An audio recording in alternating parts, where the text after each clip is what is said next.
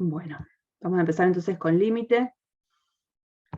Ya tenemos toda la sección 2.3 dada y vamos a comenzar entonces con la sección 2.5. Acuérdense que la sección 2.4, que es la definición formal de límite, es una sección que en general la mayoría de las comisiones tendemos como a dejar de lado, porque de por sí tampoco se evalúa absolutamente nada desde la práctica, y directamente saltamos a la sección 2.5.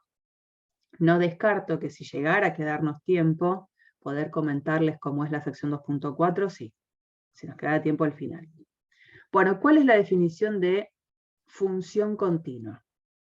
Nosotros sabemos calcular límites de funciones y lo que hemos visto es que al momento de calcular el límite de una función, cuando los valores de x se acercan a un número en concreto, a mí siempre lo que me ha interesado es el comportamiento de la función alrededor del punto. Y la verdad es que nunca me interesó el comportamiento de la función en el punto. Me refiero a que, por ejemplo, la función en el punto podría hasta no estar definida, que yo el límite lo puedo calcular igual. Entonces, aparece una definición que es un poquito más estricta, en la que a mí no solo me va a interesar ver si existe el límite de la función en el punto, sino que además sí me va a interesar saber cómo se comporta la función en el punto. Entonces decimos que una función es continua en un número si pasa algo. Si pasa qué cosa, si el límite cuando x tiende a de f de x coincide con f de a. Esto así simple, este recuadro, es la definición. No hay otra una cosa más simple que eso. Eso es la definición. Lo que uno puede hacer es, en todo caso, ser un poquito más puntilloso y decir, bueno, a ver, en definitiva, ¿qué me está queriendo decir esta definición? Cuando uno investiga bien esta igualdad, dice, bueno, evidentemente esta definición me está pidiendo que esto tenga sentido. Que eso tenga sentido quiere decir que, evidentemente, A esté en el dominio de la función. O sea que tengo que poder encontrar la imagen de la función en A. A tiene que estar en el dominio de la función. Por otro lado, el hecho de que este límite esté igualado a un número, me está diciendo que ese límite tiene que existir. No me puede dar infinito, no me puede dar menos infinito. No puede no existir. Y por otro lado, no solo que este límite tiene que existir, sino que además estas dos expresiones tienen que ser iguales entre sí. O sea que esta igualdad es como que la estamos desmenuzando un poquito en cuanto a qué cosas me está queriendo decir. Por lo tanto, ahora, bueno, a partir de la sección 2.5, cada vez que hable de una función continua en un punto, me interesa saber lo que pasa con la función en el punto, y no solo lo que pasa con la función alrededor del punto.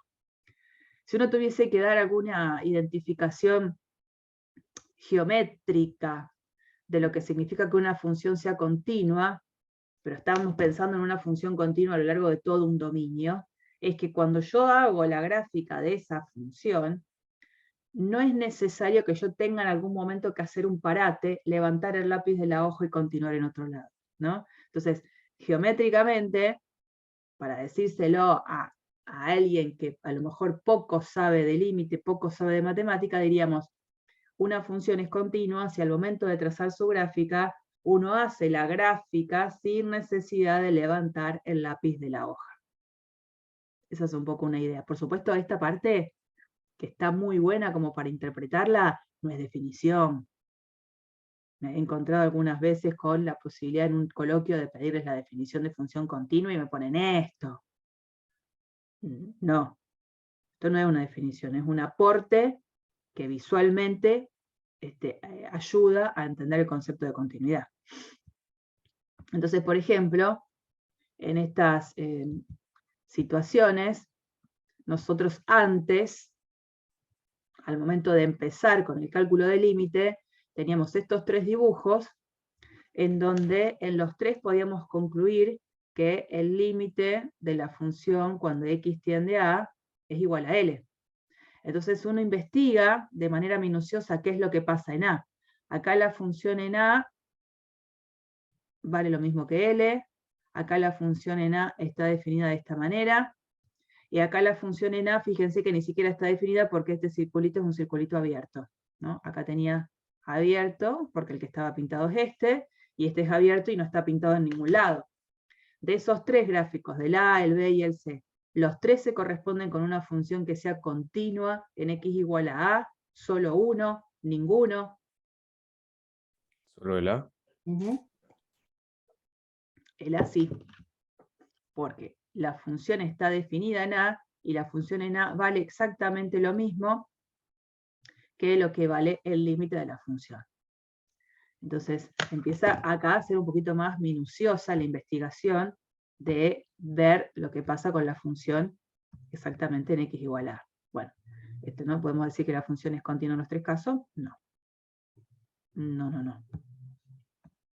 Bueno, y la idea, para meternos en este mundo de la continuidad, siempre pasa por, en principio, ¿no?, ver casos de ejemplos de funciones que en algún punto, por alguna razón, no es continua.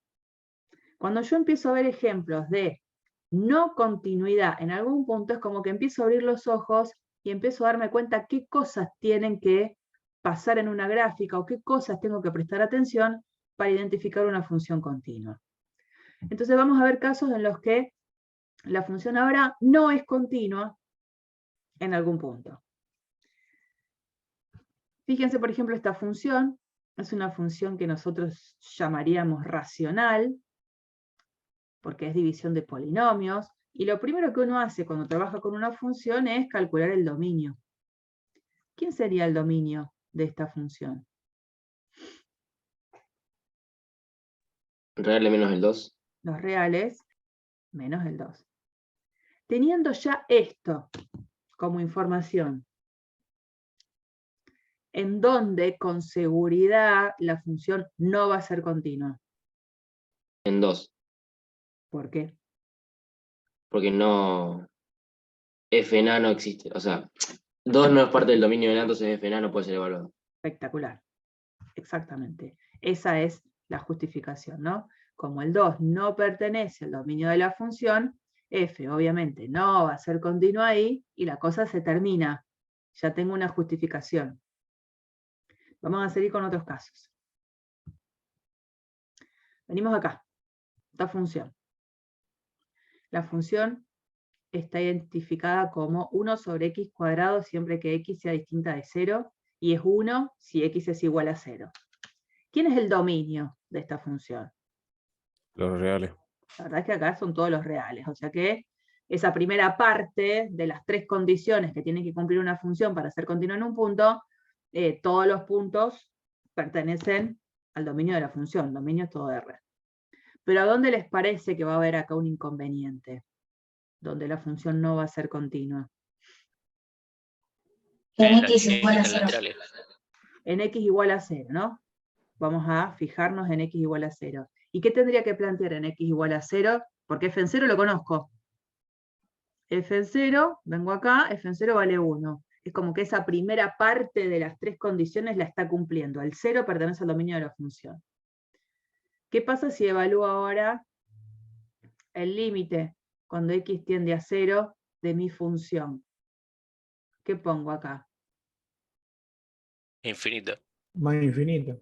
Bien, yo lo que voy a poner acá, como paso intermedio, es decir que cuando yo evalúo el límite de la función cuando x tiende a 0, a mí para evaluar solo límite, me interesa el comportamiento de la función alrededor del punto. Y alrededor del punto, la ley que rige es esta. Entonces, en lugar de poner f, la ley que voy a poner acá es 1 sobre x al cuadrado. Porque al momento de evaluar el límite, me importa cómo es el comportamiento de la función alrededor del 0. Para el límite, lo que vale en 0 no me importa. Para evaluar si la función es continua o no, sí me va a importar lo que vale la función en el punto. Pero digamos, puedo tener el derecho y el permiso de reemplazar la expresión de f por esta ley. Y cuando la reemplazo, me doy cuenta que numerador tiende a 1, porque directamente es constantemente igual a 1, no hay nada que reemplazar, y el denominador tiende a 0. Y entonces uno se acuerda de lo que estuvimos charlando en este ejercicio, donde si tengo una tendencia a un número arriba y abajo a 0, puedo tener la necesidad de separar en la investigación de los límites laterales o no. En este caso, ¿en qué situación estaría? ¿Tengo que calcular los límites laterales a 0? No hace falta. No hace falta. Este denominador que tiende a 0 siempre lo va a hacer con valores positivos por el cuadrado que tiene la x. Entonces el resultado de esto es infinito. ¿Y entonces qué digo?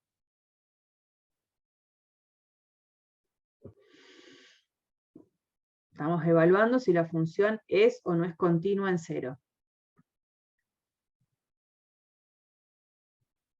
Y no, porque f en 0 es 1. Pero ¿cuál es tu problema entonces? Que no se cumple la definición. Pero ojo, lo que no se cumple, vos ya estás pensando en la igualdad, ¿no? Y vos lo que tenés que pensar, un poquito para atrás, es que en estas tres condiciones, primero tiene que estar definida la función en el punto, y lo segundo que tiene que pasar es que tiene que existir el límite de la función. Y lo tercero que tiene que pasar es que cuando los comparás, los dos tienen que ser iguales. En este caso, la función que estamos trabajando en 0 está definida y como que el paso 1 lo pasa, se lo cumple. Cuando voy al paso 2 de existencia del límite, eso es lo que no se cumple. Entonces no es que la función en 0 vale 1 porque estás pensando en una comparación. Directamente en ese ejercicio, lo que uno hace es, gracias a esto, decir, no existe entonces el límite cuando x tiende a 0 de la función. Ni siquiera lo comparo con lo que vale f en 0. No existe, no pasa esa segunda barrera, y por lo tanto la función obviamente no es continua en x igual a 0. ¿Está bien? Ahí tengo que parar antes de continuar en una comparación. Por supuesto que es lo que dice acá. Está bien, profe. O sea, bueno, como que voy siguiendo una listita a ver si va cumpliendo, por así decirlo. y es que me parece que esa lista, que en definitiva no es más que desmenuzar la definición, es la que me termina sirviendo para justamente evaluar si la función es continua o no. Cuando vos el límite de la función te da lo mismo que la función en el punto, no evaluás ninguna lista. Te da lo mismo y se termina y la función es continua. En estos ejercicios donde uno está viendo justamente la posibilidad de que no sea continua, ahí tiene como más sentido ir viendo qué puntos de esa lista no se están cumpliendo. Y tengo que ir avanzando de uno en uno. Como ir pasando barreras de una en una, en ese orden que está planteado. Entonces pasó la primera barrera y la segunda ya no. Ni llegué a compararlas, quiero decir. Bueno, vamos a ver este. Este apartado, esta función es muy parecida a la primera de las funciones que estuvimos trabajando, porque la función que habíamos trabajado antes era la que tenía esta ley, y nada más. Entonces lo primero que dijimos es, listo, la función continua en 2 seguro no es, porque el 2 no forma parte del dominio de la función. Bueno, la recauchutamos un poco. La cambiamos un poquito, y formamos una función nueva, donde decimos que para cualquier x distinto de 2, la ley es esta, la misma que esa que estuvimos viendo al principio. Pero para x igual a 2, la función vale 1. Arreglé, en todo caso, el problema que tenía esa primera función que no pasaba ni siquiera la primera barrera. ¿Cuál es el dominio de esta función? Los reales. Los reales. Listo, por lo tanto, en particular el número 2, que es donde vamos a centrar la atención, pertenece al dominio de la función. Es como que la primera barrera la pasa. Vamos a ver si pasa la segunda. La segunda es ver si existe el límite de la función cuando x tiende a 2. Entonces planteamos el límite cuando x tiende a 2 de, y de nuevo, ¿no? Como calculo el límite cuando x tiende a 2 de f, alrededor del 2, la ley que rige es esta. Para el límite, lo que pasa en el punto no me interesa, para el límite. Entonces, Cuando investigo lo que pasa en x igual a 2, digo, la ley que rige es x cuadrado menos x menos 2 sobre x menos 2. ¿Qué pasa cuando yo hago el límite? Cuando x tiende a 2 acá.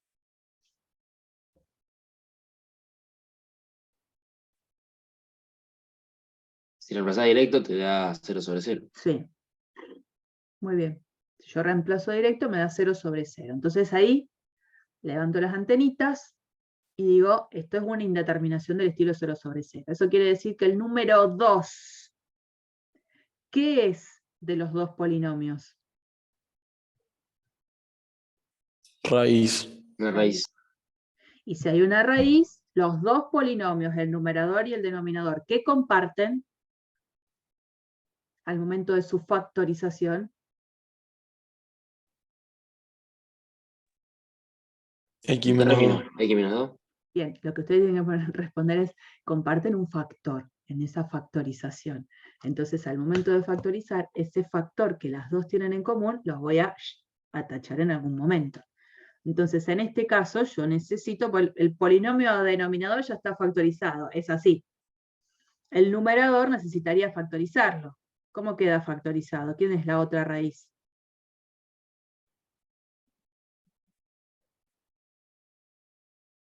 Uno. Puede ser 1. No. Porque si pongo 1 acá me queda 1, menos 1, 0, menos 2, menos 2. Ah. Pero no, 1 no es, pero...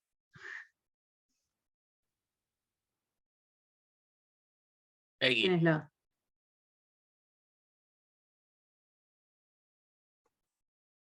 ¿Quién es la otra raíz?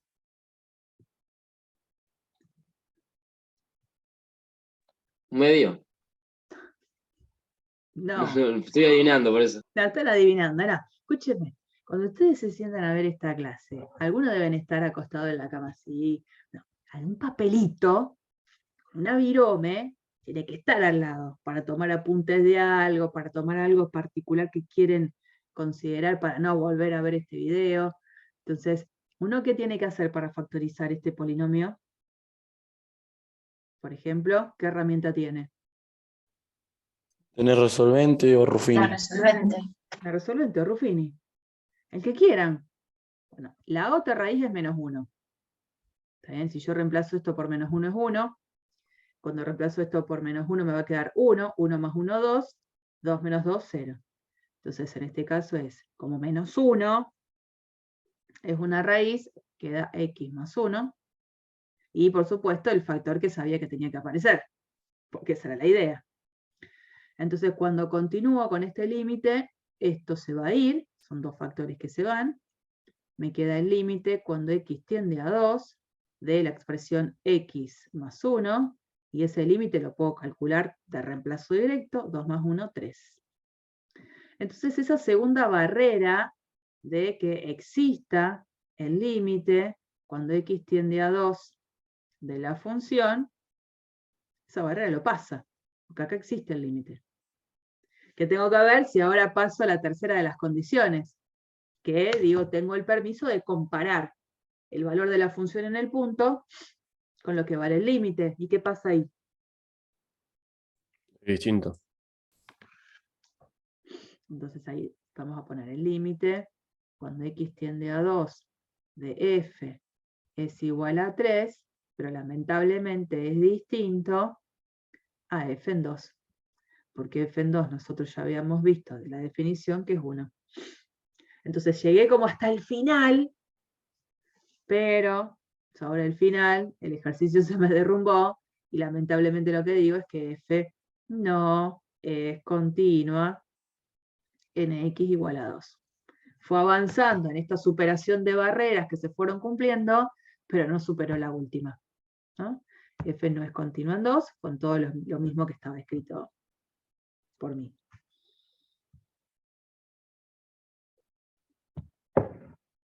Y este caso, ¿se acuerdan la función entero mayor? O máximo entero. Esa función que siempre daba, evaluada en un número, el entero menor o igual a él, que vimos que el dibujito es una función escalonada, donde todos los escalones tienen la particularidad de que el extremo izquierdo está pintadito, el extremo derecho no, los escalones miden una unidad, y los saltos que voy pegando de uno en uno también tienen esa longitud de una unidad. Una función muy particular, que el conjunto imagen de esta función, ¿quién era?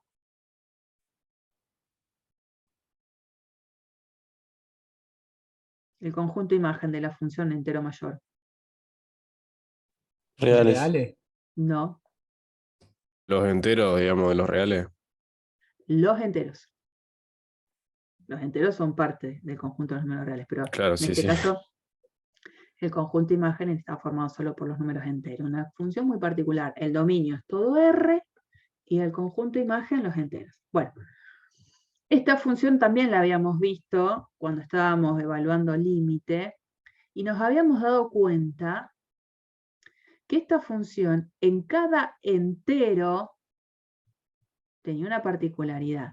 Si yo calculaba el límite cuando x tiende a n, donde n para mí es un número entero,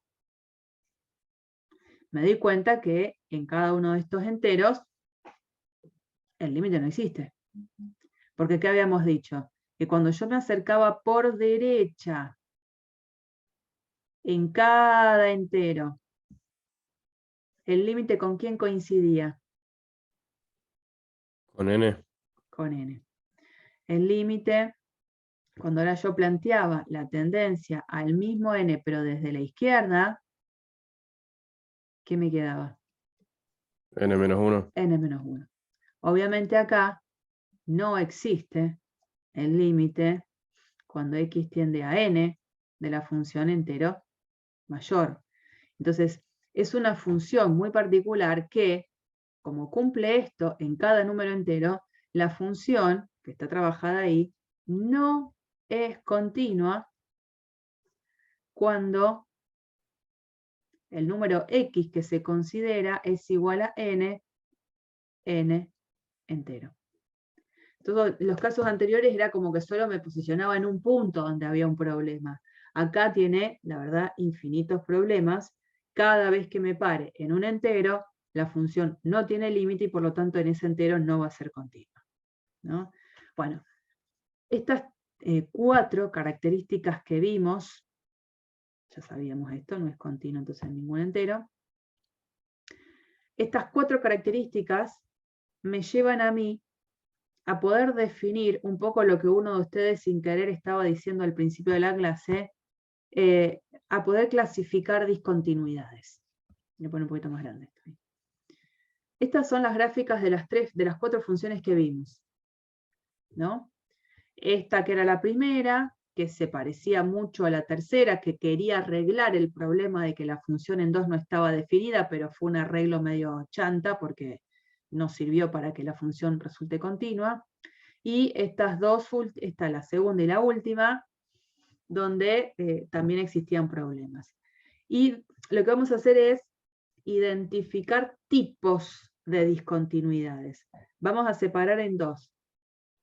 Si bien estamos dentro de la característica de ser discontinua, la función en un punto, van a estar las discontinuidades que se llaman evitables y las discontinuidades no evitables. Evitables y no evitables. Fíjense que a propósito está puesto este color clarito en estos dos cuadros, tanto para la función 1 como para la función 3, que ninguna era continua en x igual a 2, ese tipo de discontinuidad se la llama evitable. ¿Y por qué la puedo llamar evitable? Porque si bien continua no es, en estos dos casos existe el límite cuando x tiende a 2 de la función. Entonces, cuando yo esté parada en un punto y la función no sea continua, porque hay alguna razón que la hace no continua, pero sí existe el límite de la función en el punto, como que yo puedo arreglarle las cosas. Puedo cambiando, porque algo cambio, cambiando el comportamiento de la función en el punto, lograr que sea continua. En este primer caso, la función en 2 tenía el problema de que no estaba definida. Entonces, ¿cómo podría arreglar el problema que tiene esta función en 2 para que sí sea continua? Definiéndolo en 2. ¿Y con qué valor? Igual al del límite. Exactamente. Como el límite existe, este límite es un número, ese número es el que uso para definir a la función en ese punto. Y en este caso, la función en el punto está definida. Entonces lo que hago es, en todo caso, redefinir la función en el punto, otra vez con el valor del límite que sí tiene la función en el punto. Entonces estos dos casos son discontinuidades evitables porque lo primero que veo es que en el punto en el que me estoy parando el límite existe. No fue continua, porque algo pasó. Acá era porque la función en 2 no estaba definida y a pesar de que acá sí estaba, no era lo mismo que el valor del límite. Pero en los dos casos puedo arreglar apenas con una definición distinta de la función en el punto para que ahora la función sí sea continua ahí.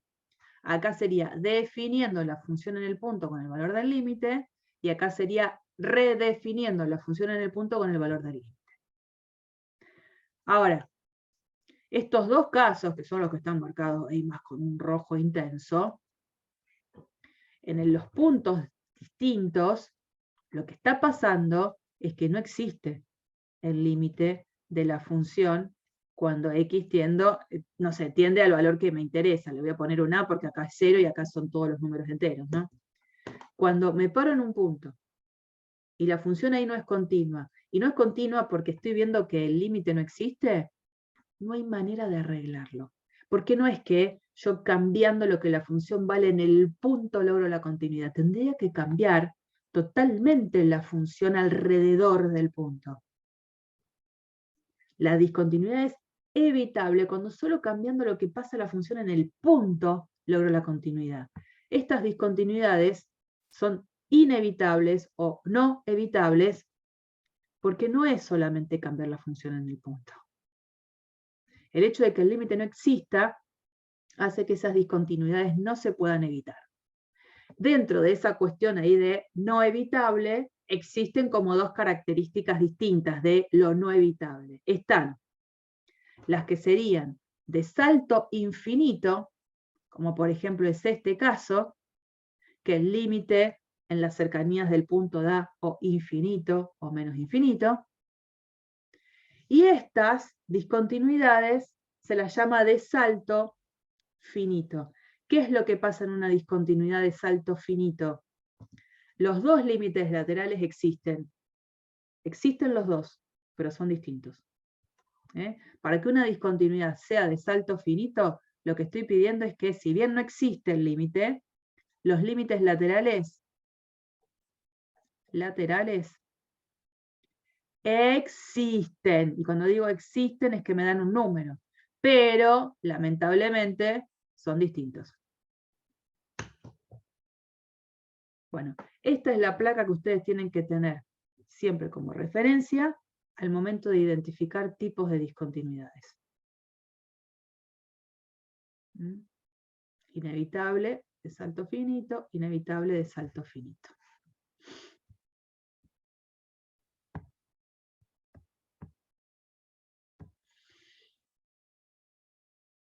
¿Alguna duda de esto, de lo que estuvimos viendo recién? No. Aparecerán en todo caso cuando empiecen a hacer los ejercicios. Bueno, vamos a ampliar un poco algunas definiciones. Se puede hablar de continuidad a derecha o a izquierda en un punto. Por ejemplo, si una función la miro solo por derecha de A, y el límite de la función cuando x tiende a por derecha coincide con la función en A, decimos que esa función es continua a derecha en este numerito. Y si quien coincide con la función en A es el límite por izquierda de la función en el punto, ahí vamos a decir que la función es continua por izquierda en A, ¿no? Entonces, si una función es continua en un punto por derecha y por izquierda, es porque directamente fue continua. No tengo que andar como individualizando si lo hace por derecha o por izquierda. Por ejemplo, pensando en una situación como esta, acá tengo A, acá pongo circulito abierto, acá pongo ahí, ¿no? Algo así. Esta función, obviamente, me dice que no existe el límite cuando x tiende a df, ¿no? Si tuviese que clasificar el tipo de discontinuidad que tiene, ¿qué diría en función de lo que vimos recién? ¿De qué tipo es esta discontinuidad? En A. Salto finito. Bien, o sea que primero tengo que decir de qué tipo es, si es evitable o inevitable. Inevitable. Inevitable. Una vez que digo eso, doy la característica que es de salto finito. Pero primero tengo que decir que es inevitable. Sin embargo, ante estas definiciones ahora que tengo acá, podría decir, ¿es continua derecha o es continua izquierda? En ambos lados. Derecha. Es continua por derecha. Ah, en la Claro. derecha por el punto. Está eso, ¿está bien? Vengo por acá y la función tiene un límite que sí coincide con lo que vale la función en el punto. En cambio, si me acerco por izquierda, la función tiene límite, pero no coincide ese límite con lo que termina valiendo la función en el punto. Fíjate dónde está pintado, ¿no? Este tipo de situaciones uno dice, bueno, en A, la función no es continua. En A, tengo una discontinuidad inevitable de salto finito.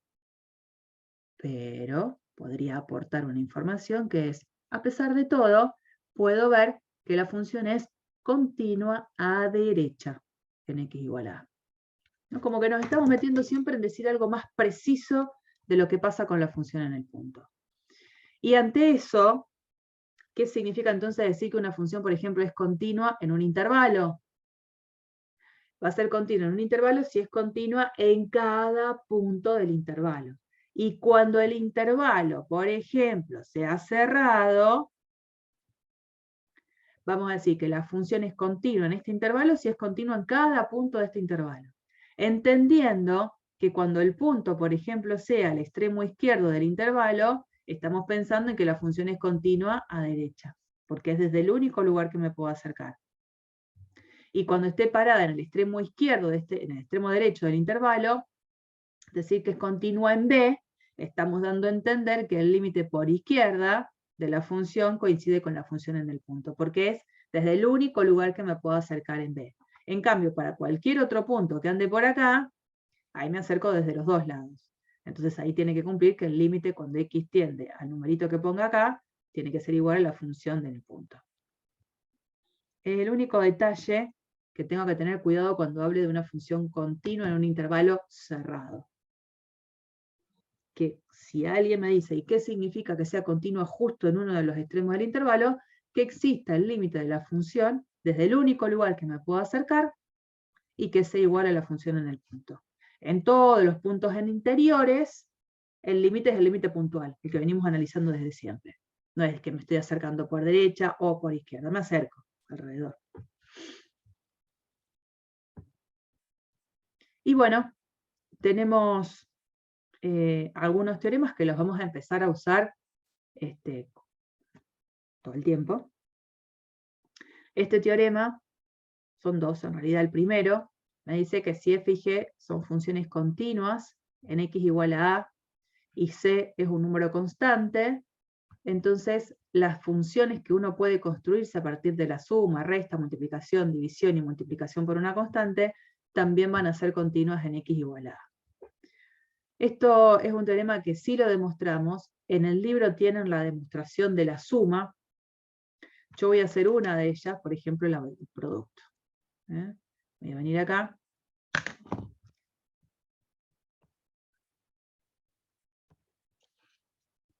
Y vamos a hacer juntos.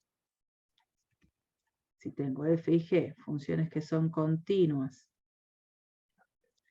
en x igual a a, lo que vamos a probar acá es que el producto de las funciones también es continua en x igual a A. ¿No? La suma la tienen, y las otras que quedan, sí les quedan como ejercicios a ustedes. ¿Cuál es la demostración? Siempre que tengo que demostrar algo es entender qué es lo que yo tengo como dato y a dónde tengo que llegar con esta demostración. Entonces, esto sería lo que nosotros llamaríamos la tesis, lo que quiero demostrar. Esto es lo que quiero demostrar. Pero esto que tengo acá previamente es un dato que yo tengo que lo uso. Esto es un aporte que tengo, sé que las funciones con las que estoy trabajando son continuas en x igual a A. Entonces, el dato que tenemos es, y acá hago como la interpretación de qué significa que la f y que la g, las dos sean continuas, ¿no? Que f sea continua, f es continua en x igual a A, significa por definición de continuidad que el límite cuando x tiende a A de f de x coincide con f en A. Y el otro dato que tengo es que la g también es continua en x igual a A. ¿Eso qué significa? Que si yo calculo el límite, cuando x tiende a de la g, coincide con g en A. Como que dejo en claro la interpretación de esto que me dicen que es para mí un dato, una hipótesis, una información certera. Cuando yo quiero mostrar que ahora el producto es una función continua en x igual a A, digo, bueno, si tengo que mostrar que la función es continua en x igual a A, la función producto, ¿qué tendría que mostrar?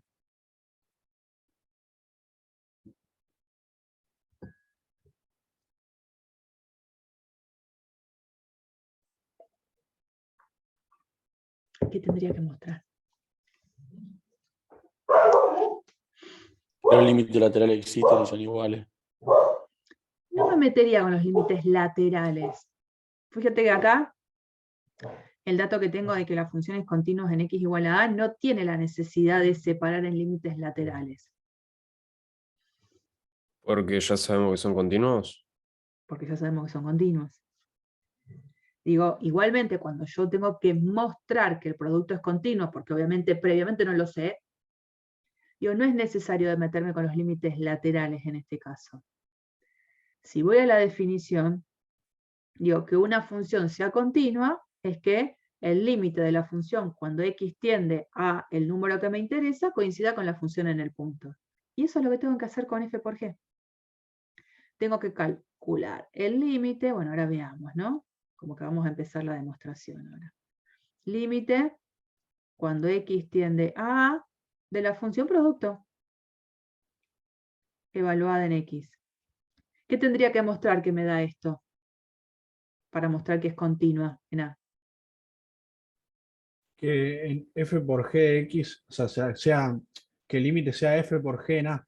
Bien, eso es lo que tengo que mostrar, pero no es algo que lo voy a completar. Tengo que pasar por pasos intermedios justificados con las hipótesis que tengo para poder llegar a eso. O sea, ¿se entiende bien? A eso tengo que llegar, que esto es f por g en A. Pero bueno, tengo que ir pasando por cosas en el medio.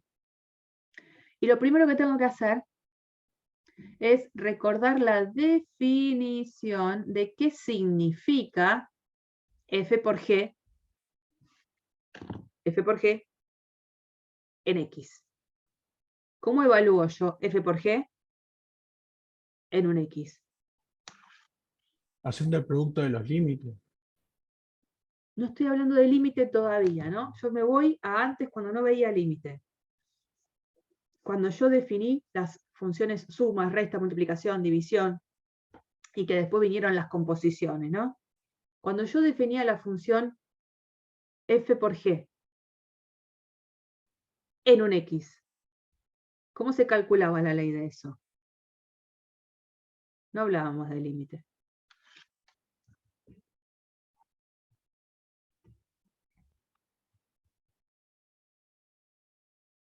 ¿Cómo calculaba? F por G evaluada en un X.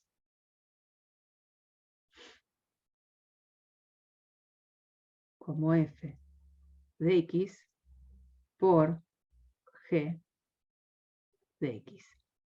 Esa era la forma en la que se definió el producto de dos funciones evaluadas en un X.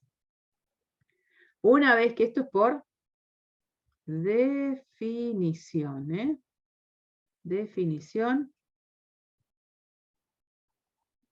y ahí completo un poquito, de F por G. Ahora vengo acá. Tengo el límite cuando X tiende a de F por G. ¿Qué les parece que voy a aplicar acá? Ahora La sí, ley del el producto de los producto de los límites. límites. Ahora sí, ¿no? Entonces acá voy a poner por ley o propiedad de límites. Profe, en un parcial hay que especificar, digamos, la ley que usás. Mira, lo que pasa es que algo así te lo voy a tomar en una teoría. Y ahí sí hay que justificar.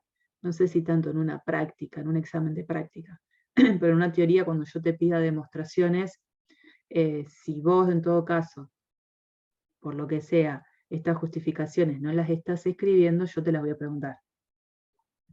Así que estaría buenísimo que si están escritas, me ahorrás el momento de preguntártelo personalmente, porque siempre que tomamos la teoría, habitualmente tenemos después una instancia en la que yo charlo con ustedes.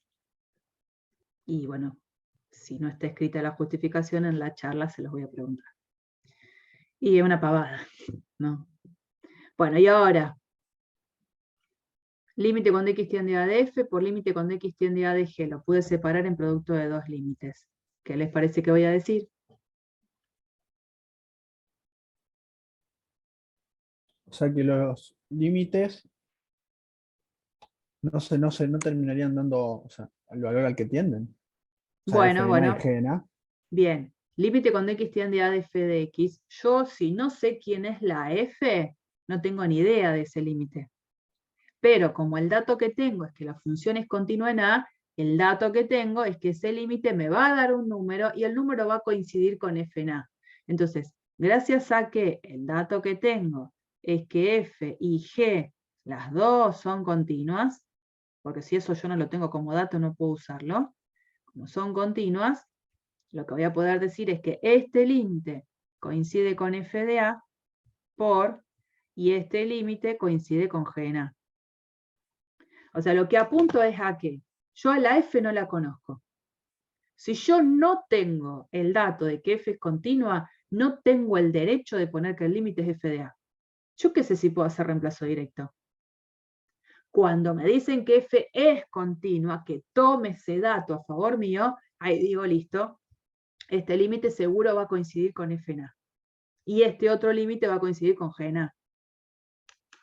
Y lo que tengo que hacer, como paso siguiente, es decir, por definición, y usaría la misma nubecita que puse acá, para justificar este paso, que F de A por G de A coincide con F por G evaluado en A. Y entonces miro, fíjense que fueron todas igualdades, ¿no? Miro desde dónde partí y miro a dónde llegué. Mostré lo que quería, que el límite cuando X tiende a del producto coincide con el producto evaluado en A. Entonces, por lo tanto, F por G es continua en X igual a A. Y se termina la demostración. Bueno, algo así, en lo posible minucioso, van a ser con los que les quedan. Acuérdense que el de la suma está en el libro, ese lo tienen para ver. Este está, este lo hicimos, les quedan hacer minuciosamente estos tres. Y en todos es seguir un poco el mismo esqueleto, la misma idea, con las leyes que estén participando, por supuesto, ¿no? Y acá, dentro de esta F sobre G, está el hecho de que G en A seguro 0 no es, que va a ser un valor que va a quedar acá abajo. Bueno, entonces ejercicio de estos tres. El 2, el 3 y el 5.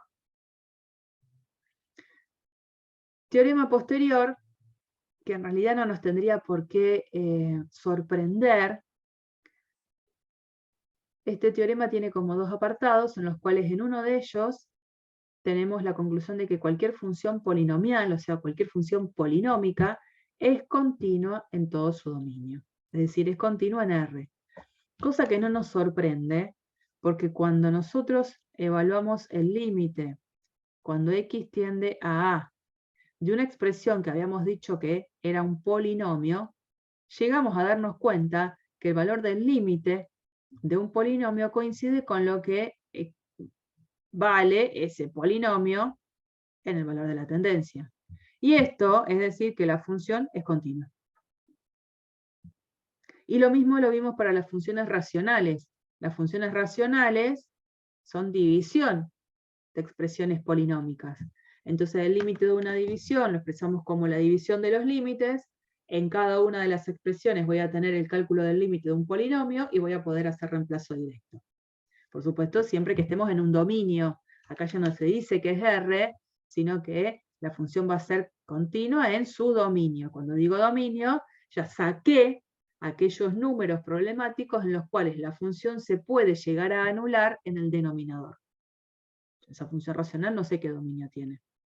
Puede ser R como puede no. Entonces cuando yo pongo acá dominio, ya está. Las funciones polinómicas y las funciones racionales, las dos son continuas en su dominio.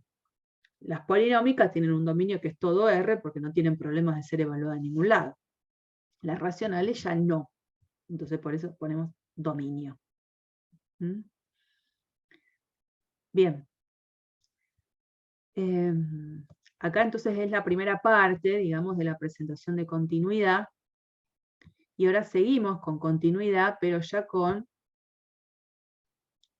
esa última parte de la sección 2.5, esta es la parte solo de recordatorio, esta es la placa anterior, y de acá seguimos, ¿no? Donde trabajamos con un montón de funciones que ahora van a ser continuas. Nosotros vamos a pensar ahora en las funciones trigonométricas. Creo que el jueves alguien me preguntaba el tema de las funciones trigonométricas. Bueno, recién ahora vamos a poder trabajar con ellas, y vamos a poder trabajar desde un lugar en el que vamos a poder garantizar que son continuas. Digamos, si uno visualiza las gráficas de las funciones seno y coseno, en principio vamos a ir por ellas, seno y coseno. Cuando uno ve la gráfica de la función seno y coseno, no ve ningún salto, ve que puede hacer la gráfica sin necesidad de levantar el lápiz de la hoja, y no le resultaría nada extraño decir que la función seno y la función coseno son continuas en todo R. Pero bueno, hay una manera, a lo mejor un poquito más formal, de meternos en esa justificación, que es demostrar que tanto la función coseno como la función seno, las dos son continuas en cero, y luego ampliar la demostración a cualquier número real. Esa ampliación a cualquier número real forma parte de uno de los ejercicios de la propia práctica de esta sección. Así que esa parte yo las dejo para que ustedes la hagan cuando hagan los ejercicios de continuidad. Entonces lo que vamos a hacer ahora es focalizar en demostrar que la función seno y coseno, las dos son continuas en 0. ¿Y qué vamos a plantear para eso? Vamos a considerar pararnos en el círculo trigonométrico. Es un círculo, una circunferencia en realidad, de centro en el origen de coordenadas y de radio 1. Siempre que esté en una circunferencia trigonométrica, todo punto sobre esa circunferencia voy a poder identificarlo con coordenadas que tienen que ver con, me paro en un punto sobre ese arco de circunferencia. Trazo el segmento que lo une con el origen, que en este caso es el centro de la circunferencia. Como es una circunferencia trigonométrica, la longitud del radio es 1. Cuando nosotros definimos, dado este ángulo, el coseno y el seno, ustedes se acuerdan que era tomar el punto y el coseno era la coordenada, el seno era la coordenada y del punto dividido el valor del radio, Y para el coseno era la coordenada X del punto dividido el radio. Como el radio es 1, este punto tiene exactamente como coordenadas coseno de X y seno de X, donde X es el ángulo que forma este rayo, este segmentito, con el semieje X positivo. Siempre que esté sobre una circunferencia de radio 1, una circunferencia trigonométrica centrada en el origen, las coordenadas del punto van a ser estas, ¿eh? Coseno y seno de X. Y ahora lo que vamos a pensar es, vamos a hacer tender X a 0. Tender X a 0 significa que este ángulo vaya siendo cada vez más chico. Este ángulo vaya siendo cada vez más chico, más chiquito. Todos estos puntos, evidentemente, a medida que el ángulo X tiende a 0, todos estos puntitos, o este puntito P, se va trasladando de tal manera que tiende a la posición límite dada por este punto de coordenadas 1, 0. Entonces, coordenada a coordenada, voy a ver una tendencia. Si el punto P de coordenadas coseno de X, seno de X, tiende a esta posición del punto, lo voy a llamar A, no tiene nombre, yo lo voy a llamar A, de coordenadas 1, 0, y eso lo veo cuando X tiende a 0, quiere decir que, evidentemente, la primera coordenada de este punto tiende a la primera coordenada de este punto, y la segunda coordenada de este punto tiende a la segunda coordenada del punto A. Eso lo puedo traducir. Coseno de X tiende a 1 cuando X tiende a 0, y por otro lado, mirando la segunda componente, el seno de X tiende a 0 cuando X tiende a 0. Esto lo puedo escribir con notación de límite. Lo que estoy diciendo en esta parte es que el límite, cuando X tiende a 0, del coseno de X es 1, y en esta parte estoy diciendo que el límite, cuando X tiende a 0, del seno de X, es 0. Pero, oh casualidad, ¿cuánto vale el coseno de 0?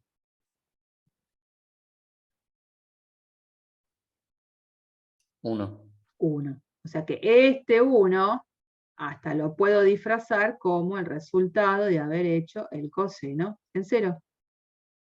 ¿Y cuánto vale el seno de 0? Seno de 0. 0. Entonces, este 0 lo puedo disfrazar como el seno de 0. Límite cuando X tiende a 0 del coseno de X igual a coseno de 0, quiere decir que el coseno es continuo en 0. Y por otro lado, límite cuando X tiende a 0 de seno de X igual a seno de 0, me está dando a entender que la función seno también es continua en 0. O sea, con un artilugio que mezcla un poco lo geométrico, uno puede llegar a concluir justamente que las dos funciones, tanto seno como coseno, en principio, con esta justificación, son continuas en 0. Pero como dentro de la ejercitación van a tener la necesidad de demostrar que son continuas en todos los reales, digamos, si bien ahora yo lo voy a usar como justificación, la justificación de la demostración la van a ver durante la práctica, ¿está bien? Así que yo hoy doy por hecho la función seno de X y la función coseno de X, las dos son continuas en R. Y esa parte es la que queda para demostrar en la práctica. ¿Estamos? Así que ahora ya sabemos que las funciones trigonométricas senos y cosenos son continuas. Las demás funciones trigonométricas que no estoy considerando, por ejemplo, la función tangente, lo que puedo decir es que es continua en su dominio. Y el dominio está sacando los lugares problemáticos. Así que también puedo decir eso, pero ya no puedo decir en R, sino en su dominio, que ustedes saben muy bien cuál es el dominio que es restringido. Bueno, vamos a continuar entonces con la continuidad de las funciones inversas. Pero bueno, vamos a continuar entonces con función inversa, sin hacer demasiadas demostraciones en esta parte. Fíjense que si yo tengo la gráfica de una función que es continua, como la función en azul, y encima es inyectiva, lo que significa que admite función inversa, el hecho de pensar en que la gráfica de su inversa se obtiene a partir de hacer el reflejo de la gráfica de la función en azul respecto de lo que es la recta y igual a x, si la función original no tuvo problemas de continuidad, ¿por qué los tendría su reflejo? ¿No? Entonces, si la función f original es continua, es bastante simple darse cuenta que su inversa, a partir de la característica gráfica que tiene, también va a tener que ser continua. Entonces, no vamos a hacer más que esa observación, digamos, no vamos a hacer una demostración exhaustiva de esto, solo entender que si una función es continua, y por supuesto inyectiva, lo que hace que admite inversa, su inversa también va a ser continua. Y con eso va a ser suficiente. Con todo lo que estuvimos observando en cuanto a que las funciones polinómicas son continuas, las funciones racionales lo son en su dominio, las funciones trigonométricas van a ser continuas seno y coseno en R, las demás van a ser continuas en su dominio. Las funciones exponenciales, por ejemplo, las funciones exponenciales, todas las que hemos visto, son continuas. Entonces, lo esperable es que sus inversas también lo sean, gracias a la observación que hicimos recién.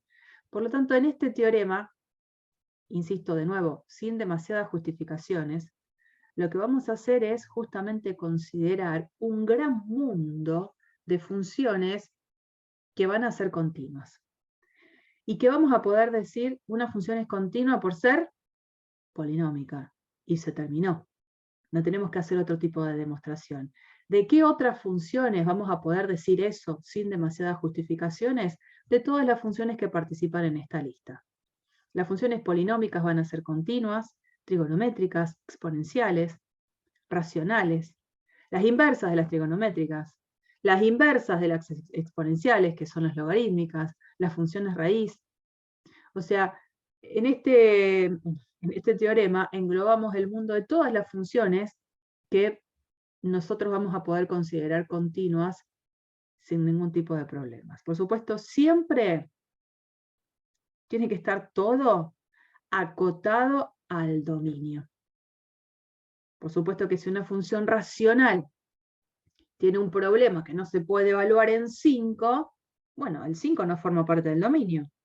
Así que cuando yo digo la función es continua en su dominio, al 5 ni siquiera lo estoy mirando, ¿no? Así que bueno, esto es lo que nosotros vamos a considerar como algo concreto a utilizar cada vez que trabaje con algún ejercicio, ¿eh?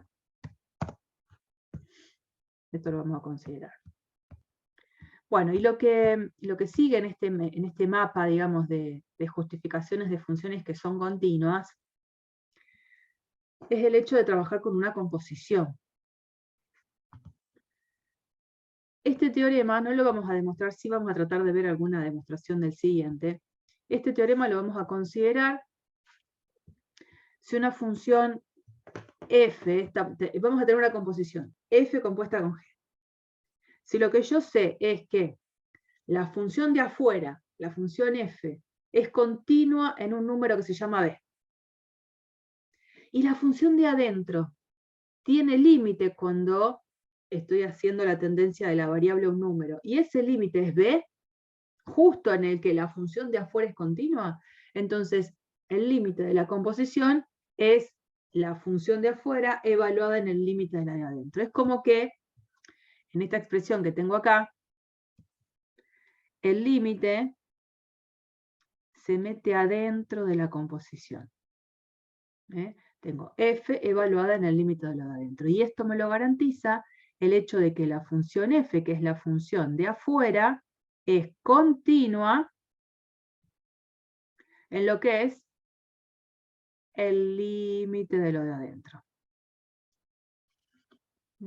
Eso es algo que vamos a considerar, que lo vamos a tener, no lo vamos a demostrar, pero lo vamos a usar para el siguiente teorema.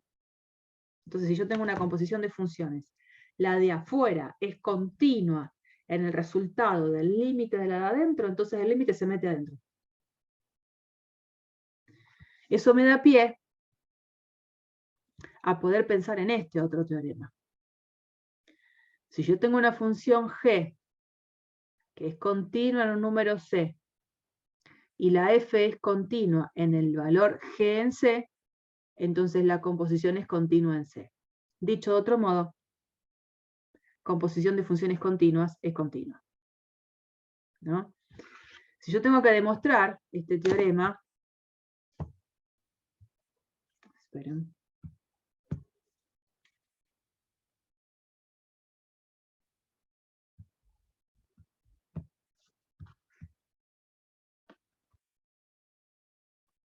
Tengo que demostrar esto.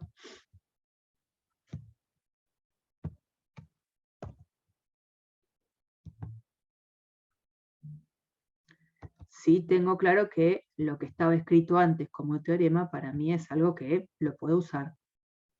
Entonces yo voy a capturar esto, que se supone que yo ya lo tengo.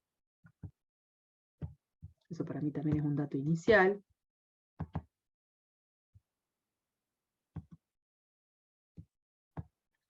Bueno, entonces, este teorema de acá arriba lo tengo. No lo vamos a demostrar, sí lo vamos a usar.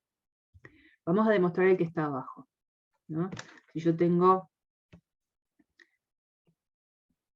en este caso, f compuesta con g en un x, y el dato que tengo es que esta función g es continua en C. Y la f es continua en G en C, entonces la idea es mostrar que f compuesta con g como función composición es continua en x igual a c. Eso es lo que yo tengo que mostrar, ¿no? Entonces, si yo tengo que mostrar que la composición es continua en C, ¿qué tengo que mostrar? Como hicimos antes en la demostración de este teorema. Sabía lo que tenía que demostrar, pero quiero hacer la traducción. ¿Qué significa demostrar que la composición es continua en C?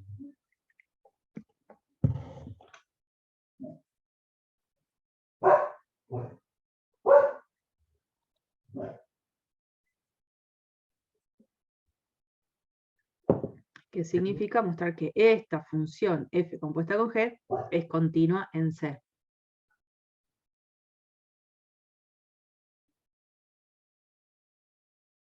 ¿Están ahí? Que el límite cuando tiende a C es igual a F en C y composición G. A ver. F De nuevo, recalculando, dale. sí. El límite cuando tiende a C de la función composición de f de g de x es igual a f de composición g de c. Bien. Bien. Eso es lo que tengo que demostrar. Entonces ahora vamos a eso. Vamos a la demostración. Vamos a calcular el límite cuando x tiende a C de, como vos bien dijiste, la composición evaluada en un x. Estoy empezando igual que la anterior, nada más que antes era producto, ahora es composición. Y voy a seguir el mismo camino. Por definición de composición, ¿qué significa hacer f compuesta con g evaluada en un x? F de g de x. Sí, señor. Límite cuando x tiende a C, esto es por definición de f compuesta con g, esa sería mi aclaración. Esto es el límite cuando x tiende a C de f de g de x. Perfecto. Y ahora acá, me gustaría ver si puedo usar el teorema anterior, en el que puedo hacer f evaluado en el límite de lo de adentro. Entonces digo, yo el dato que tengo es que la g es continua en C y que la f es continua en G de C. Entonces, que G sea continua en C, la traducción de eso, esto es solo traducción de los datos que tengo, que cuando yo calcule el límite, cuando x tiende a C de G de X, coincide con G en C. Esto es un dato para mí. Entonces, tengo como lo mismo que tenía en el caso anterior. La función f, la de afuera, la función f de afuera, tengo el dato de que es continua en G en C. Y G en C es justo el valor del límite de la función de adentro. Entonces la idea es, teorema anterior, yo puedo escribir que esto es f de el límite cuando x tiende a C de G, si, según lo que dice el teorema anterior, el resultado del límite de lo de adentro es un número en el cual la función f es continua. Entonces, acá lo puedo aplicar, porque el resultado del límite de lo de adentro, gracias a que la g es continua, este límite es g en C. Y justo ese numerito, g en C, es el dato que tengo en donde dice que la función f es continua ahí. Entonces yo esto lo puedo escribir así, f de g en C. Y esto es lo mismo que tener f compuesta con g evaluada en C. Y la cosa se termina, porque veo desde dónde partí, veo a dónde llegué y demuestro que por lo tanto la composición es continua en x igual a C. Estamos usando los datos de este teorema, las hipótesis, junto con ya lo probado supuestamente del teorema anterior. Y ahí tenemos la demostración. Entonces ahora, de manera general, digamos, lo que uno dice habitualmente es composición de continuos es continua. Así que tendríamos otra forma de seguir garantizando cómo decir que una función es continua, a lo mejor en un punto. Bueno, vamos a ver este ejercicio. Este ejercicio me pide trabajar con esta función, una función que está definida de a tramos, ¿no? Y nos pide, en todo caso, indicar el dominio de continuidad de f, y en el caso de existir discontinuidades, me pide que las clasifique. Después realizar un esbozo de la gráfica. Yo hoy me voy a centrar no en el esbozo de la gráfica, sino que me voy a concentrar en este primer apartado, porque realizar el esbozo de la gráfica en realidad es algo que se relaciona más con lo que es la unidad 1 del libro, que ya la estuvimos trabajando un montón, esa la voy a dejar hoy. Me voy a concentrar en analizar esta función y de cómo tendría yo que escribir dónde es continua y por qué. Y dónde tendría que tener mayor cuidado al calcular el límite para saber si la función es continua.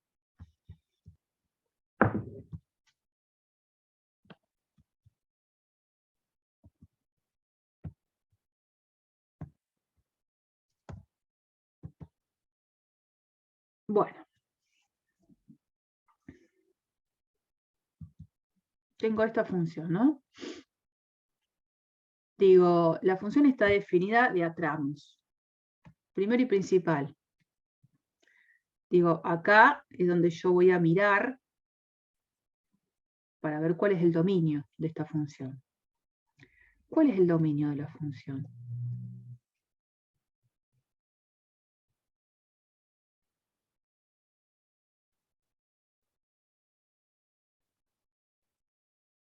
De 0 sin incluir a pi sin incluir. Mirá, Ah, acá no, son está bien. todos lo los mi- x mi- menores que 0 están. Sí, sí. Los que están entre 0 y pi, incluyendo el 0 pi, y a pi no también. Y después, mayores que pi. El único que no está incluido es pi. ¿Eh? O sea que el dominio de esta función es r menos pi. Este es el dominio. Obviamente ya el número pi, como no forma parte del dominio de la función, va a ser un número en el cual la función no va a ser continua. Eso ya lo sé. Pero acá dice, indica el dominio de continuidad de f. Este es el dominio. Lo que no sé es si en ese dominio la función es totalmente continua. Entonces yo necesito separarla realmente en tramos como está acá. Entonces yo me hago un dibujito. Tengo el Profe, 0. perdón, Sí, una pregunta. Con lo que dijiste recién. O sea que yo no sé si no es continuo en el dominio, pero ya sacando el dominio así, ¿no? Ya lo sabría. No sé no, si me explico. no. Yo sé el dominio de la función. Y evidentemente, como ya hay un número que está excluido, sé que ahí seguro la función no es continua, por no estar en el dominio. Pero yo no sé si en todo el dominio la función es continua o no. Vos pensá, por ejemplo, en la función entero mayor, la que estuvimos viendo recién, esa escalonada. Si yo te pregunto cuál es el dominio de la función entero mayor, vos me vas a decir que el dominio es todos los reales. Y sin embargo, la continuidad Claro, no es en todos los reales. Bueno, acá hay que hacer un claro, poco lo claro. mismo. Digo, la función como dominio tiene S, pero yo no sé si es continua totalmente en todo su dominio. Entonces tengo que hacer como un análisis exhaustivo. Lo que quiero hacer con ustedes es cómo se hace ese análisis exhaustivo, ¿no? Entonces yo tengo claro que para valores que son menores que 0, para todos estos, la ley que rige es e a la x menos 1. Después, desde 0 incluido hasta pi sin incluir, para todos estos, la ley que rige es 1 más coseno de x. Y después los que me quedan son para todos los números que son más grandes que pi, para todos estos, la ley que rige es x menos pi. Y uno lo que va a hacer es posicionarse sobre tramos. Y yo voy a decir, si x es menor que 0, estoy acá adentro, f es continua, sin ningún tipo de problemas, por ser resta de funciones continuas. Y si uno quiere aclarar un poco más, función exponencial, que sabemos que es continua, y función constante, que sabemos que es continua. Después ahora voy a meterme en siempre intervalos abiertos. Cada vez que haya un valor en el cual veo que la ley de la función es distinta de un lado y del otro, por derecha y por izquierda, siempre a ese lo salteo y lo dejo para lo último. Entonces acá digo, si x es mayor que 0, no me meto con el 0 exclusivamente, y menor que pi, voy a decir lo mismo. Voy a decir, f es continua, pero lo tengo que poner, por ser suma de funciones continuas. Y entre paréntesis uno puede aclarar, función trigonométrica y, de nuevo, una función constante. ¿Es necesario que ponga también la función 1 más coseno de x o con que ponga eso y bien el dominio ya estaría? Ya estaría, ¿no? Está bien. A veces los términos que conforman a un pedacito de ley es suma de 4 o 5 términos. Entonces digo, bueno, es suma y resta de funciones continuas, y como que doy la característica general, funciones polinómicas, trigonométricas, exponenciales, con eso ya sería suficiente. ¿Mm? Y después lo mismo, si X es más grande que pi. Directamente acá tengo una posibilidad de escribir lo siguiente. Si X es más grande que pi, F es continua por ser lineal. Ya está. Lineal es una función polinómica de grado 1. Entonces cae dentro de esa característica. Lo que hice acá fue garantizar la continuidad de la función en intervalos abiertos. De todos los números que forman parte del dominio de la función, el excluido es el 0. Ahí no dije nada. En 0, como la función tiene una definición de un lado y del otro, estoy obligada a calcular en él los límites laterales. Sí o sí límites laterales. Entonces voy a venir acá, voy a volver a poner la ley de la función, y ahora voy a evaluar qué pasa en 0, ¿no? En X igual a 0, a ver qué pasa. X igual a 0. Ahí voy a plantear el límite cuando X tiende a 0 por derecha de mi función. El límite cuando X tiende a 0 por derecha. ¿Cuál es la ley que rige a la derecha? Y a la X No, a la no. derecha estamos acá. menos 1 más X. coseno. 1 más coseno de X. A la derecha del 0. Acordate acá. Vengo por acá. 1 más coseno de X. Ah, ¿Cómo resuelvo este límite?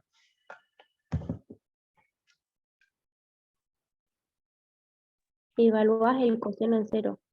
Bien, y eso lo puedo hacer porque hace un ratito dijimos la función seno y coseno son continuas en 0 y son continuas en realidad en cualquier número real, o sea que puedo hacer reemplazo directo. Y me queda 1 más coseno de 0, el coseno de 0 es 1, 1 más 1, 2. Reemplazo directo. Ahora calculo el límite cuando X tiende a 0 por izquierda de mi función.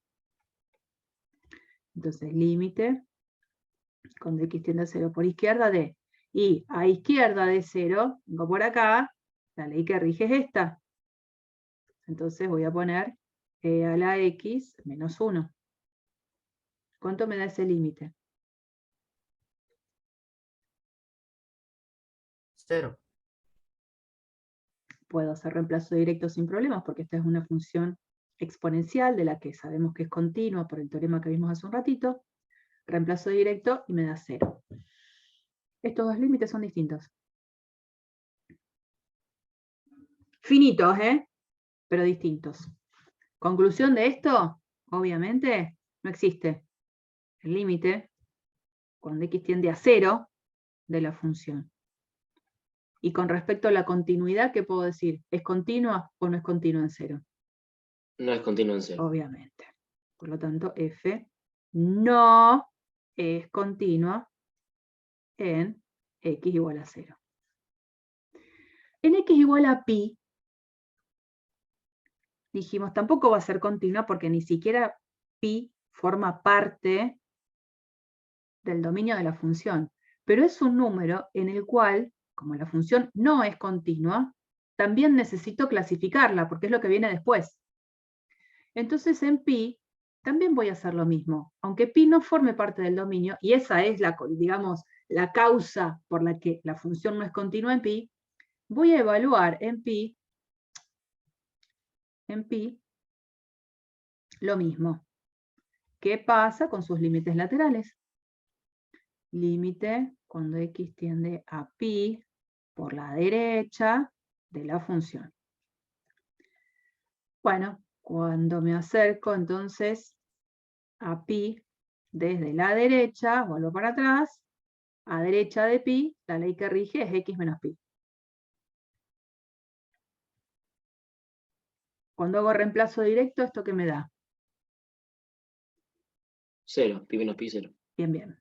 Ahora vamos a evaluar el límite cuando X tiende a pi por izquierda de la función, ¿no?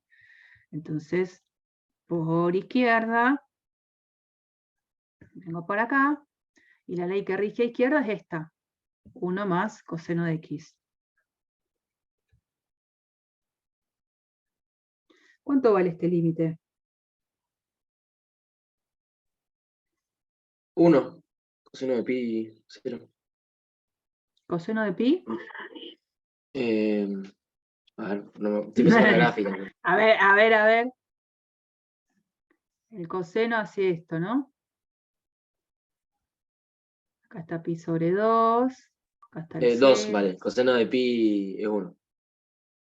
El coseno de pi es Menos 1. Menos 1. menos Estaba 1. viendo otro ejercicio que era la inversión. Entonces, menos 1 más 1, 0. Entonces, yo lo que voy a decir en todo caso es que el límite, cuando x tiende a pi, de f de x, como los dos límites laterales son iguales, el límite en x igual a pi existe, es 0. Pero no era continuo en pi, porque el pi ni siquiera formaba parte del dominio. Entonces yo pregunto, esto lo voy a borrar. Ante la pregunta, indica el dominio de continuidad de f. Yo voy a decir que f es continua, ¿dónde? ¿En todo su dominio? ¿O dónde es continua? En pi. Acá vimos dónde era continua de manera minuciosa y después hicimos algo muy especial en x igual a 0.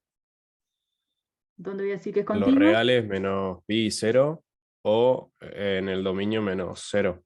Eso. Lo pongo así. O como decís vos, el dominio menos el 0, porque el dominio ya a pi lo excluía. Bien. Y en todo caso, lo que tengo que hacer ahora es, en el caso de existir discontinuidades, dice clasificarlas. Entonces, en x igual a 0, f tiene ¿qué tipo de discontinuidad? Inevitable. Exacto. Discontinuidad. La voy a poner a propósito así. No evitable. Que está bien poner inevitable, ¿no? Pero para que quede bien ese no. No evitable. ¿Y por qué es no evitable? Porque el límite no existe, y en este caso encima es no evitable, ¿y de qué tipo? De salto finito. De salto finito. Perfecto. Y en x igual a pi, f tiene ¿qué tipo de discontinuidad? Evitable. Exactamente. Una discontinuidad evitable. ¿Y por qué es evitable? Porque el límite existe. En todo caso, si tengo que arreglar la situación para que ahora resulte continuo en pi, tendría que estar definiendo la función en pi con el valor del límite, que es 0. Bueno, esto sería un ejemplo de un ejercicio totalmente completo. Después, bueno, nos falta hacer la gráfica, pero eso es algo que se las dejo. ¿Qué significa? Primero, garantizar dónde es continua con seguridad, eso es lo primero que me saco de encima, y después ver, en caso particular, estos puntitos donde necesito analizar. Así que ustedes siempre lo que tienen que hacer es fijarse qué les pide el ejercicio. Porque a veces no pide hacer todo este análisis. Acá sí, porque decía indicar el dominio de continuidad de la función. Tenía que hacer todo. Bien.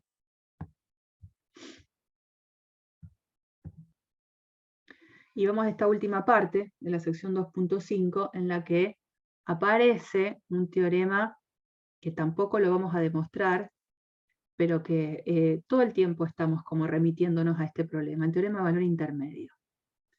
Fíjense lo que dice el teorema, porque eso lo van a tener que saber escribir para cuando hagan, por ejemplo, la teoría, y lo tienen que saber bien para aplicarlo después en los ejercicios de práctica. Supongamos que f es una función que es continua en un intervalo cerrado. Continua en un intervalo cerrado. Y supongamos que tenemos n, un número que se encuentra entre f de A y f de B, considerando que f de A y f de B no son iguales, porque si no, no tendría el entre, ¿no? Entonces existe, conclusión, un número C dentro del intervalo AB en el que la función en C coincide con ese número n. Estos dibujitos que vemos acá, tenemos el dominio es el intervalo cerrado AB. La función es continua ahí, entendiendo que si es continua en el cerrado, es continua en cada punto interior y en los extremos del intervalo el límite da lo mismo que la función en el punto, pero el límite que se pueda plantear, ¿no? En el caso de A, límite por la derecha, en el caso de B, límite por la izquierda. Teniendo f de A distinto de f de B, o sea, las imágenes en los extremos del intervalo son distintas, tengo la posibilidad de considerar un número entre las imágenes. Lo marco acá. El hecho de que la función sea continua me asegura que seguramente hay alguien en el dominio de la función que al momento de calcularle la imagen me da este valor de n. Si el n que pongo está por acá, la forma de encontrar quién puede ser un c que al momento de calcularle la imagen me dé n es trazando una línea horizontal y ver a dónde cruza a la gráfica de la función. Ahí proyecto sobre el eje X y digo, ah, mira, este valor de c, sé que va a ser un tal que cuando le calcule la función en c, el valor de la imagen va a ser n. Existe, y cuando dice existe, ahí dice, existe un número c, no dice que ese c sea único, existe, al menos uno existe. Es más, en el dibujito de al lado, si el n estaba un poquito más hacia abajo, también entre f de A y f de B, no me estoy yendo a cualquier otro lado, está un poquito más abajo, al momento de trazar esa línea horizontal, el corte con la gráfica de la función lo voy a ver en 3 lugares. Es como que tiene de sobra este. Existen 3 numeritos dentro de mi intervalo AB, en el que la función en cualquiera de ellos 3 asume como valor de imagen el número n. Eso es lo que dice el teorema de valor intermedio. Pero importantísimo, el dato, la hipótesis que a todo esto le da sentido, es que f es continua en el intervalo cerrado. Si yo eso no lo tengo como dato, no tiene sentido aplicar ningún teorema, ¿no? Este teorema tiene sentido en la medida en que la función sea continua sobre el intervalo cerrado. Entonces, por eso, se da este ejemplo, que en realidad lo único que quiere es como afianzar el hecho de lo importante que es conocer este dato, para tener la conclusión de la tesis. La función tiene que ser continua en el intervalo cerrado. Este ejemplo está puesto a propósito porque es una función definida de a tramos, muy fácil de pensar en una gráfica. La función toma valor 2x menos 2 cuando los valores de x se encuentran entre 1 incluido y 2 sin incluir, es la gráfica de una función lineal. Y si trabajo sobre el valor de x entre 2 y 4, la función es constante. O sea, la función estaría f, está definida en el intervalo cerrado 1, 4. Digo, ¿cuánto vale la función en 1? La función en 1, vengo acá, como x igual a 1 está dentro de esta característica, evalúo f en 1 da 0. ¿Cuánto vale f en 4? Y bueno, f en 4, vengo a esta parte, f en 4 es 3. Como no tengo el dato de la continuidad, yo no podría asegurar que para cualquier valor n entre f de 1 y f de 4, voy a poder encontrar un número en el dominio que lo tiene a él como imagen. Si el n que yo trazo es este, 1, algo, hago la proyección acá, hago la línea horizontal, cruza la gráfica de la función, y acá encontré un valor de c que f en c me da n. Pero si el n fuese un número entre 2 y 3, y hago una línea horizontal, esa línea horizontal no corta nunca la gráfica de la función.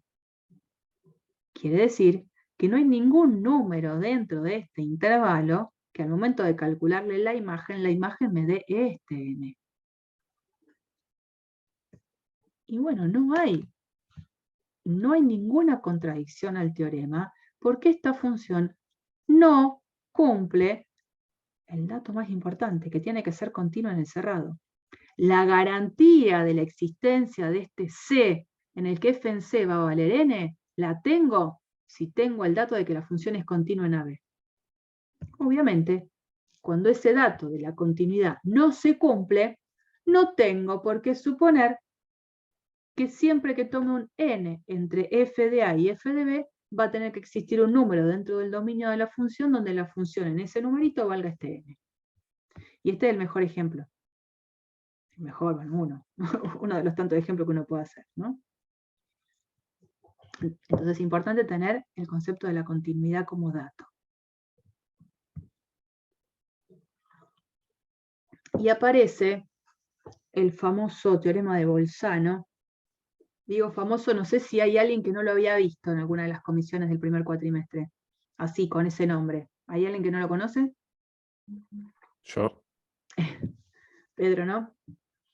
En realidad pueden no haberlo dado, si bien es muy conocido, porque se puede pensar como un caso particular del teorema de valor intermedio. ¿Qué es lo que dice el teorema de Bolzano? Si una función es continua en un intervalo cerrado, otra vez la misma hipótesis, y f en A y f en B tienen signos opuestos, entonces tiene que existir un C dentro del intervalo abierto en el que la función en C tiene que ser 0. Dibujito. Tengo un intervalo AB, ¿no? Continua, tengo que hacer la gráfica de una función continua. F en A y F en B tienen signos opuestos, o sea que si F en A es positivo, F en B tiene que ser negativo, o al revés. Entonces suponete que, digo, acá tengo F en A, un número negativo, y por acá arriba, F en B. Como el dibujo que tengo que hacer es el de una gráfica de una función continua, voy a ir desde este punto a este, trazando la gráfica, sin levantar el lápiz de la hoja, ¿no? Un poco esa es la idea. Entonces yo puedo venir acá, remolona, y en algún momento tengo que hacer esto, porque me tengo que llegar hasta ese punto. Lo que dice Bolzano es que seguro va a existir un C dentro del intervalo abierto en el que la función en C vale 0. Y ese valor de C, en este caso, para este dibujo que a mí se me ocurrió hacer, fue uno solo. Pero yo podría haber trazado, por ejemplo, esta función.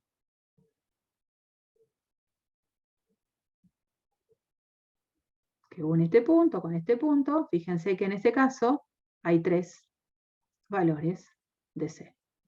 Al menos uno existe. Eso es lo que tengo que considerar, que al menos uno existe. Es decir, que f en C sea 0 es que el C sea una raíz de la función con la que estoy trabajando. Un valor de la función vale 0. Pero es un caso particular del teorema de valor intermedio. De todas maneras, es bastante famoso el teorema de Bolzano. ¿Cómo lo hacemos o cómo lo aplicamos en los ejercicios? Miren. Nosotros podríamos afirmar que esta función tiene un 0 en el intervalo 0,2. No estoy diciendo que voy a calcular quién es ese valor de C en el cual la función va a valer 0. Porque ni este teorema, ni el teorema de valor intermedio, me dicen quién es ese valor de C. Me aseguran que existe. Nada más. El buscarlo será otra cuestión. Identificarlo es otra cuestión. Saber que existe es importante. Y con eso muchas veces nos sirve. Entonces esta función, por ejemplo, x a la cuarta más x menos 3,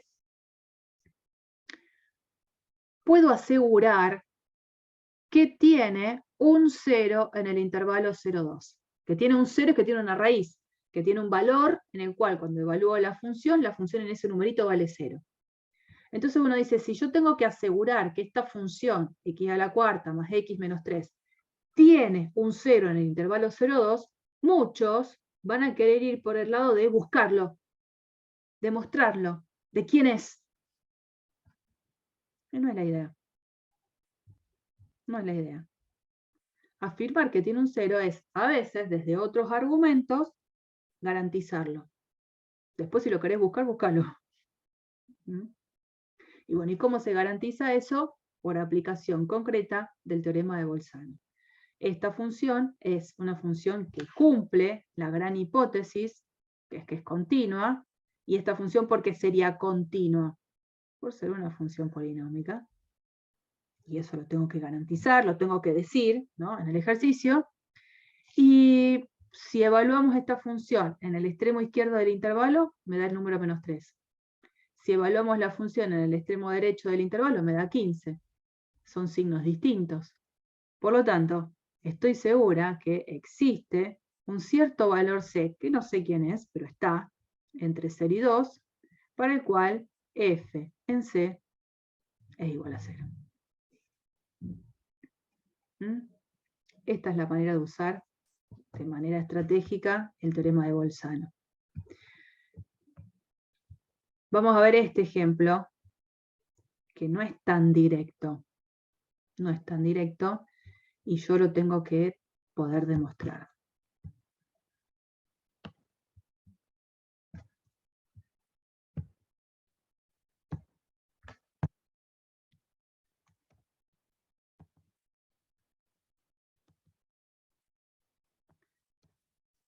Muchas veces se van a encontrar con ejercicios en los que les pidan demostrar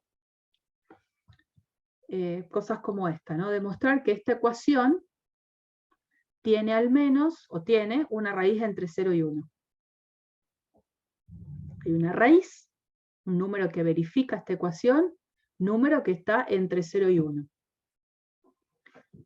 Insisto, uno puede pensar en buscar quién es esa raíz, pero no es la idea. No es la idea. Y así como está esto, es una ecuación. Y Bolzano no habla de una ecuación, porque Bolzano habla de una función continua en un intervalo cerrado. Y si yo quiero usar Bolzano, tengo que entrar en el mundo de Bolzano, en el contexto de Bolzano. Así como están dadas las cosas, no tengo una función, no veo un intervalo cerrado. Bueno, soy yo quien va a tener que a esto transformarlo de tal manera que entre en el mundo de Bolzano. Para eso, yo lo que voy a decir es, vamos a considerar, o sea, f de x, la función que la voy a llamar, o que va a tener esta ley, x a la 5 más x menos 1. Esa es la función. Esta función es continua en R, por ser polinómica. En particular, es continua en cualquier intervalo cerrado. Cualquier intervalo cerrado. Cualquiera. Entonces digo, bueno, a ver, si yo quiero mostrar que esta función o que esta ecuación se satisface, es lo mismo que mostrar que esta función toma el valor numérico 0 para algún x que esté entre 0 y 1. Entonces, ¿por qué no considerar a ver qué pasa lo que vale la función en 0, lo que vale la función en 1? ¿Cuánto vale f en 0? Menos 1. Menos 1. ¿Cuánto vale f en 1? 1. 1. Entonces, decir acá donde f es continua en R por ser polinómica, en particular es continuo con el intervalo cerrado que a mí me gustaría considerar en este caso sería el 0, 1. Entonces tengo la continuidad. Tengo que la función en los extremos del intervalo tienen signos distintos. Yo voy a decir ahora, dejo claro esto, ¿no? Pero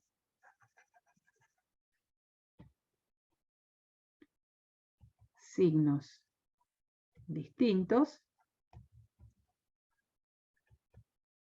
por Bolzano, yo que voy a poder asegurar que existe un cierto C dentro del intervalo 0,1 abierto, tal que f en C sea igual a 0. Y yo no lo puedo terminar acá, porque la expresión que yo tenía que demostrar era que había una ecuación que se satisfacía, no hablaba de una f. A la f la metí yo en ese contexto para meterme en el contexto de Bolzano. Entonces dejarlo acá el ejercicio es como dejarlo medio inconcluso, incompleto. Necesito completar esto para presentarlo en la misma forma en la que fue presentado el ejercicio, con una ecuación. Entonces acá yo digo, es decir, existe un numerito C dentro del intervalo abierto, tal que, ¿y qué significa hacer f en C? F en C, digo, bueno, f en alguien es el alguien a la 5 más el alguien menos 1. Bueno, si el alguien ahora es C, voy a decir C a la 5 más C menos 1 es igual a 0. Y ahí termino. Porque la presentación de la justificación está a partir de una ecuación como fue presentado el ejercicio, no hablaba de una f. Y ahí se termina. Esta es la forma de poder garantizar que tiene una raíz en donde el intervalo me lo estaban cantando, me estaban diciendo metete ahí como intervalo, y hacer el desarrollo de Bolzano. No todos los ejercicios van a tener la presentación de un intervalo cantado, ustedes van a tener que buscar un intervalo, y otras veces las ecuaciones no van a aparecer así como tan simples, porque esto mismo yo se lo podría haber escrito así, x a la 5 igual a 1 menos x. Esto mismo es escribir eso. Entonces ustedes son los que se van a tener que tomar el trabajo de escribir la ecuación igualada a 0, y con esa ecuación igualada a 0 hacer todo el procedimiento que hice recién. Pero es básicamente el mismo cuentito cada vez que tengan que demostrar una situación como esa en la que hay una ecuación que se satisface para algún número real. Y no tienen que buscarlo, sino garantizar la existencia. También uno suele hacer esto muchas veces. Los ejercicios no van a estar como molestando mucho, pero supongamos que uno trabaja, ¿no?, con una función sobre un intervalo cerrado. Yo sé que la función en A es negativa, la función en B es negativa, positiva, y que la función es continua en el intervalo, ¿no? El hecho de que la función tenga signos diferentes en los extremos del intervalo hace que Bolzano me asegure que existe un C acá adentro en el que f en C vale 0. Supongamos que yo ahora a ese valor de C, ese C que estoy buscando, lo quiero acorralar más, como que lo quiero encerrar sobre un intervalo más chiquitito. A lo mejor no lo encuentro a él específicamente, pero no es lo mismo decir que la raíz que busco está en el intervalo menos 10, 10, a decir que está en el intervalo menos 1, 1. ¿No? Entonces yo digo, me gustaría a esa raíz que estoy buscando, que a lo mejor exactamente no la puedo encontrar, ir acorralándola en un intervalo más chiquito de longitud. ¿Cuál les parece que podría ser una estrategia para ir acorralando el lugar de pertenencia de esa raíz?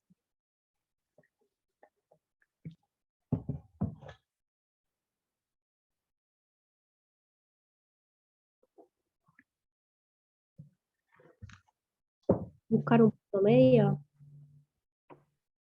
Una estrategia pasa por esa, ¿no? Decir, bueno, a ver, tomemos un criterio. El criterio sería, tomo el punto medio del intervalo. Lo tomo. Hago A más B sobre 2, punto medio. Evalúo F en ese punto medio. Si justo F en el punto medio es 0, encontré una raíz y se terminó el ejercicio. Pero puede pasar que la función en ese punto medio sea o positiva o negativa. Supongamos que es positiva. ¿Qué haría yo?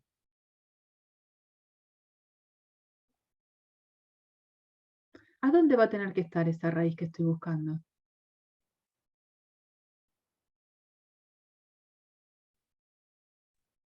Tendría que estar entre A y el punto medio ese que marcaste.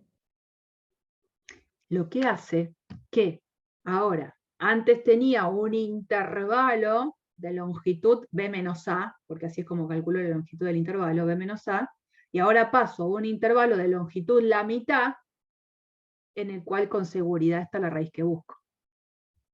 Entonces ahora digo, bueno, la raíz anda por acá. ¿Cuál sería una estrategia a continuar? Ya sé que la raíz anda por acá. Profe, una pregunta. Sí. ¿La función sí o sí tiene que ser inyectiva? ¿No? Y si no, o sea, entonces después de M puede bajar, tomar Puede valores pasar de negativos. todo. Ah, Puede pasar de ok. todo. Pero yo estoy buscando, no digo que la raíz que busco es la única, porque pueden haber varias. Pero como dice, existe al menos una, digo, al menos una estoy buscando y la estoy acorralando, por supuesto. ¿Cuál sería una estrategia? Yo ya sé que ahora la raíz que estoy buscando, una de ellas, pues si tiene más puede ser que tenga más, al menos una está acá. ¿Cuál podría ser una estrategia ahora? ¿Y no podría hacer lo mismo, tomar otra mitad? Exacto. Estando acá, digo, por ejemplo, ahora tomo el punto medio de ese intervalo. A ese punto lo llamo P, ¿no? Y evalúo la función en ese punto P y a lo mejor la función en P me da un número negativo. ¿Dónde va a estar? Entre P y M. Claro, entonces acoté y ahora seguro está por acá. Bueno, nada. Uno puede hacer una estrategia de ir acorralando la raíz que va buscando, o al menos una de ellas, en intervalos de longitud cada vez más chicos, como que lo va acorralando tanto con una cota superior como una cota inferior del lugar a donde está esa raíz que busco. Digo, no es algo que nosotros en los ejercicios vayamos a pedir, pero sirve para ir buscando la raíz, ¿no? Y acorralándolo un poquito más. Bien. Bueno, ya esto, límites al infinito y asíntotas horizontales, tiene que ver con la sección 2.6. Así que bueno, vamos a dejar hoy acá, cosa de que la próxima clase sí nos encontremos en la teoría desarrollando toda la sección 2.6, que ya tiene que ver con lo que se va a evaluar en el próximo parcial.